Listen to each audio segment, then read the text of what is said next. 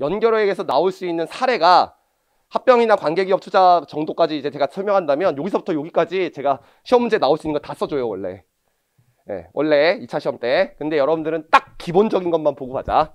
그래서 제가 이제 말씀드릴 거는 이제 연결액에는 A 회사와 B 회사에 법적으로는 독립된 실체인데 지분을 50%에서 한 주 이상 갖고 있으면 경제적으로 동일한 실체로 보고 재무제표 만드는 거예요. 그래서 가상의 공간에서 두 회사 재무제표를 단순 합산합니다. 근데 가상의 공간에서 두 회사 재무제표를 단순 계정 과목별로 합산하면 논리적으로 안 맞는 분계가 있어요. 예를 들면 A 회사가 B 회사한테 돈 꿔준 거예요. 그럼 A 회사는 대여금 잡고 있죠. B 회사는 차입금 잡고 있잖아요. 그걸 계정 과목별로 합치면 한 회사로 보는 거니까 내가 나한테 돈 꿔준 다음에 대여금 차입금 잡아놨잖아요. 그러면 그거 삭제하면 돼요. 그걸 연결 조정 분계라고 하는 거예요. 그래서 여러분들이 결론은 연결 재무제표를 만들기 위해서는 연결 조정 분계를 하셔야 되는데 이 연결 조정 분계가 사실 이제 4단계로 돼 있어요. 그리고 선조치까지 하면 6단계로 돼 있습니다. 근데 그 6단계 중에서 첫 번째 원가법 환원 분계는 여러분들 시험에 안 나올 거예요. 왜냐면 회계사 시험에도 안 나와요. 왜냐면 회사가 다 원가법을 쓰고 있어요. 그 다음에 두 번째 배당금 수익 취소 분계라는 게 있는데 배당금 수익 취소 분계를 하려면 X1년이 있으면 X1년 연결조정 분계가 나오는 게 아니라 X2년 연결조정 분계 때 나와요. 근데 여러분들 지금 연결 시험에도 한 번도 안 나왔어요. 당연히 첫 해만 나올 거예요. 그리고 여러분들 1차 시험에 연결 문제가 여태까지 3번 기출됐거든요. 다 이것만 물어봅니다. 알겠죠? 제가 해주기는 여기까지 해줄 거거든요. 예? 그러니까 이론 설명할 때는 분명히 해줄 건데 이것만 가져가자고요. 시험 문제 풀 때는 이것만 나올 테니까. 그래서 이 연결 조정 분계를 할 때 일단 배당금 수익 취소 분계도 여러분들 나올 가능성이 없어요. 그럼 이제 연결 조정 분계에서 가장 중요한 게 뭐냐면 투자 차익을 생각하시는 거예요. 투자 주식과 자본 계정의 상계 제거. 요걸 하셔야 되고요. 요게 제일 중요한 것 중에 하나. 요게 1단계로 해요. 그 다음에 두 번째 아까 내가 말했던 대여금과 차입금 있잖아요. A 회사가 대여금 갖고 있고 B 회사가 차입금 갖고 있으면 서로 상계 제거해야 되는데 그걸 채권 채무 상계 제거라고 하는데 그것도 여러분들 시험에 안 나올 거예요. 만약에 나와봤자 매출 채권과 매입 채무 있다는 것만 나올 거예요. 그래서 간단하게 이 분계만 추가하면 된다. 그것만 설명할 거예요. 알겠죠? 그것도 안 나올 거고. 그 다음에 세 번째 이제 내부 거래가 나올 거예요.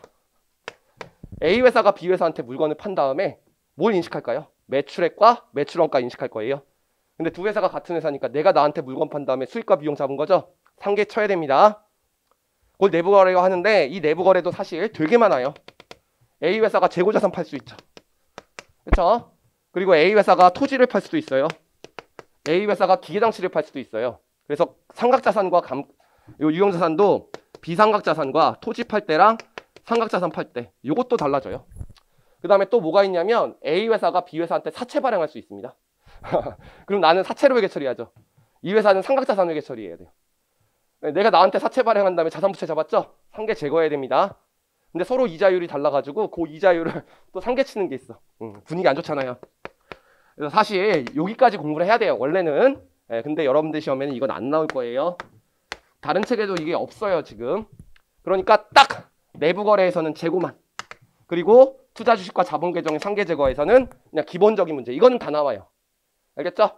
그런 다음에 채권 채무 상계 제거는 그렇게 중요하지 않고 요게 이제 문제가 생겨요. 왜냐면 그냥 100% 지분을 갖고 있으면 그냥 합병이랑 똑같이 회계 처리하면 돼요. 결과가 합병이랑 똑같이 나와요. 합병은 법적으로도 한 회사 된 거예요. 100%. 근데 연결은 100% 취득한 다음에 두 회사를 같은 회사로 봤어요. 그럼 결론이 똑같아야죠. 근데 100%의 지분이 안 나옵니다. 한 60%나 70%나 80%가 나옵니다. 제가 가르쳐주는 거는 제 책에는 다 60%라고 돼 있어요. 지분이. 근데 만약에 그게 70%로 나오면 제가 알려준 공식을 70%로만 바꿔서 문제 풀면 돼요. 그래서 그거 할 때 약간의 문제가 생겨요. 60% 갖고 있으면 외부의 주주 40%가 있거든요. 그러면 B 회사가 청산됐을 때 외부에 있는 주주가 얼마를 돈을 가져가야 되는지 B 지배 지분 순이익 계상이라는 회계 처리를 하셔야 돼요. 그래서 요거 두 개가 여기에 영향을 미칩니다. 그래서 결론은 요거 기본, 요거 기본, 요거 기본. 요렇게 제가 가르칠 거다. 근데 요걸 가르칠 때 요거 시험도 요렇게 나옵니다. 우리가 연결을 할 때는 예를 들어서 여러분들 시험에는 그냥 한 방에 취득하는 게 나올 거예요. X 1년 초에 60%를 지분을 취득했다. 그러면 지분을 누적 지분율이 60% 이상 되는 날을 취득일이라고 하죠. 이 취득일을 우리 연결에서는 지배력 획득일이라고 해요. 그러면 지배력 획득일 X 1년 초에도 우리가 연결 조정 분계를 해야 돼요. 그런 다음에 언제도 해야 되냐? X 1년 말에도 연결 조정 분계를 해야 됩니다. 지분을 팔지 않는다면. 지분이 계속 60%니까 요걸 뭐라고 하냐면 지배력 획득 연도의 연결이라고 해요. 그리고 또 X 2년 말도 해야 되고요. 이거 X 3년 말, X 4년 말, X 5년 말 계속 해야 되는데 우리 시험은 딱 여기까지만 나옵니다. 나머지는 응용해서 풀려고 그러고 여기까지만 딱 나와요. 그래서 여기까지를 우리가 뭐라고 하냐면 지배력 획득 연도의 연결이라고 합니다. 자, 그럼 두 회사가 합쳐졌어요. 그럼 이제 재무제표를 만들어야 되는데요. 재무제표는 사실 재무상태표, 포괄손익계산서, 자본면도표, 현금흐름표 그리면 됩니다. 앞에다 연결자만 붙이면 돼요. 근데 자본면도표하고 현금흐름표는요, 눈물을 흘리실 거예요. 제가 가르친다면. 회계사 시험에도 둘 다 잘 안 나오는 주제예요. 그러니까 여러분들은 재무상태표랑 포괄손익계산서 위주로 공부를 하시면 돼요. 그 계정 과목만 물어볼 거니까. 근데 첫 해는 연결 BS만 만들면 돼요. 그쵸?